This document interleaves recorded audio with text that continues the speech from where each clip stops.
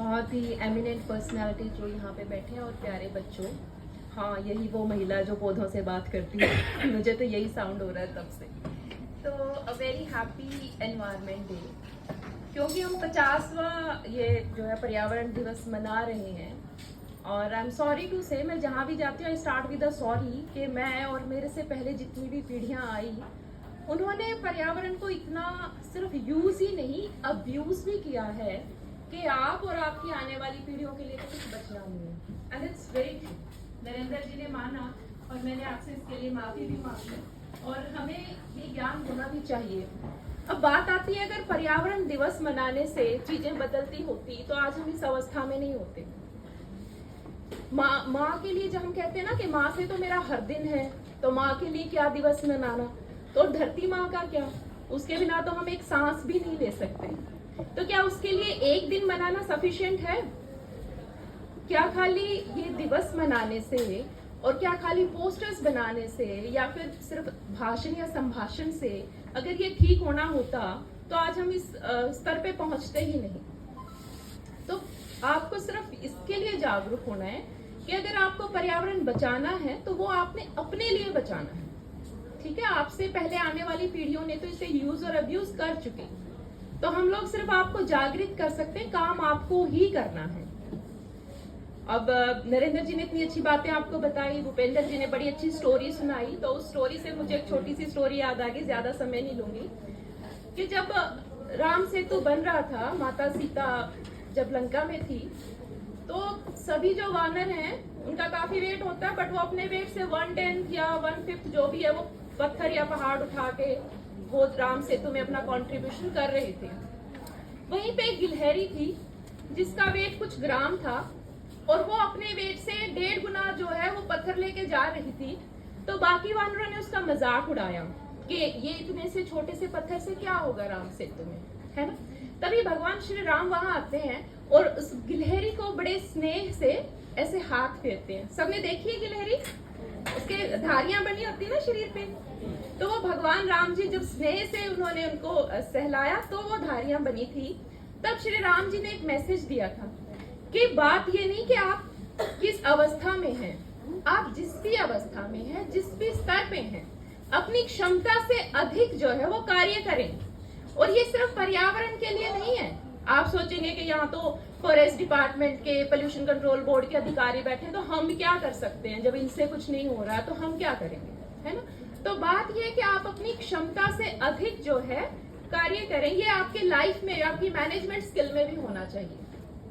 आप में यहाँ बैठे जो बच्चे हैं वो सपने देखें, अपनी क्षमता से अधिक ऊंचे सपने देखें और उन्हें साकार करें।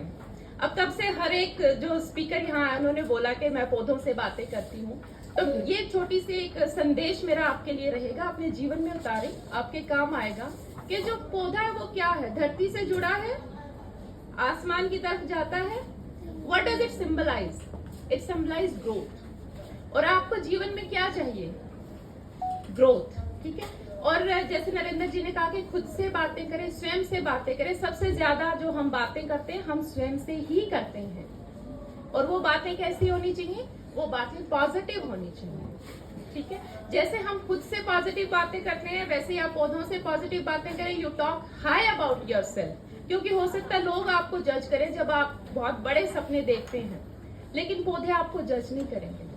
आप यही तब से यही सोचे थे कि क्या बातें हो सकती हैं। You talk high about yourself. वो सपने जो दूसरों को लगता है कि ये इंसान, ये बच्चा पूरे नहीं कर पाएगा, आप वो सपने अपने उस पौधे से, जो आज आप एक पौधा लेके जाएंगे, आप उसको दोस्त बनाएं, उससे अपनी बातें कहें, उससे अपने लक्ष्य कहें। वो सपने जो लोग सोच भी नहीं सकते कि आप देख सकते हैं, वो आप पूरा करें। ये यूनिवर्स में एक थॉट जाता है, आप कुछ भी कर सकते हैं, आप लोगों में इतनी क्षमता है। और आप गिलहरी से ये सीख ले सकते हैं कि अपनी क्षमता से अधिक कार्य करें, अधिक मेहनत करें। अब जब हम पर्यावरण की बात करते हैं तो बातें सारी ही आ गई, उसमें कुछ नया बोलने का बचा नहीं। सिर्फ एक चीज जो आप कर सकते हैं कि इसको अपनी जीवन शैली बनाएं। कोई भी मुहिम है, जब तक वो आपके जीवन का हिस्सा नहीं बन जाती तब तक वो सफल नहीं होती है। आप जब आँख खोलते हैं सुबह तब से देखें कि आप पानी ना वेस्ट करें। आप जो अपनी गाड़ी है वो जो कोई पाइप से धो रहा है उसे रोकें। आपको पता है केप टाउन जो साउथ अफ्रीका का एक देश है वो पानी विहीन हो चुका है।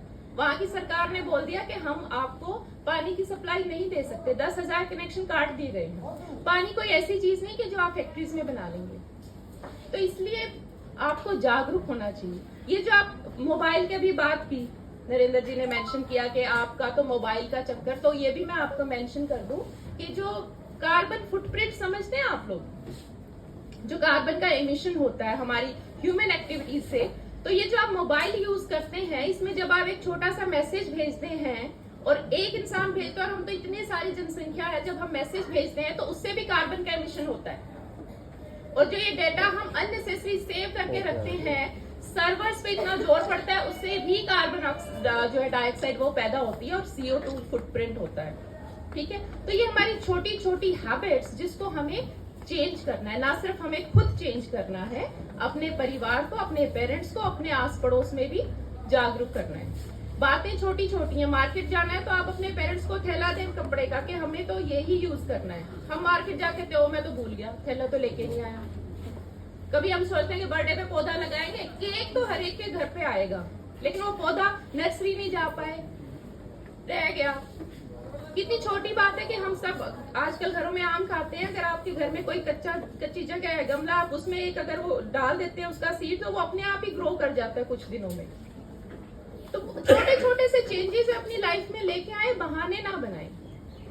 आपको पर्यावरण हमारे लिए नहीं बचाना है, आपको पर्यावरण आपके लिए ही बचाना है, ये बात आपको समझनी होगी। एंड आई होप कि यहाँ बैठा हर इंसान जो है इस पे आप बच्चे हैं, इस पे सोचें। इसके लिए अभी जैसे अमन ने बताया कि हम रेडियो एक्टिविस्ट रेडी कर रहे हैं, सेम हम क्लाइमेट एक्टिविस्ट रेडी कर रहे हैं। 50+ स्कूलों में हम जा चुके हैं और 15 से 20 हजार बच्चों को काउंसिल कर चुके हैं। आसमान फाउंडेशन ने एक मुहिम चलाई है जिसके तहत हम क्लाइमेट एक्टिविस्ट जो है, हमारा टारगेट है 5000 क्लाइमेट एक्टिविस्ट तैयार करने का। ठीक है, जो कि ये संदेश पहुंचाएंगे कि हमें पर्यावरण को बचाना है। और क्यों बच्चे इससे बेहतर, बच्चों से बेहतर दूध कौन हो सकता है? आप अपने पेरेंट्स को समझा सकते हैं, अपने अड़ोस पड़ोस में समझा सकते हैं। तो आप में से जो भी इसमें एक्टिवली पार्टिसिपेट करना चाहते हैं इस मुहिम में, उनको हम रेडियो फॉर चाइल्ड पे भी मौका देंगे, सर्टिफिकेट भी देंगे, उनको हम प्लान्स भी करके देंगे कि कैसे वो अपनी भूमिका अदा कर सकते हैं पर्यावरण को बचाने में। खाली बातों से कुछ नहीं होगा, एक दिन मनाने से कुछ नहीं होगा।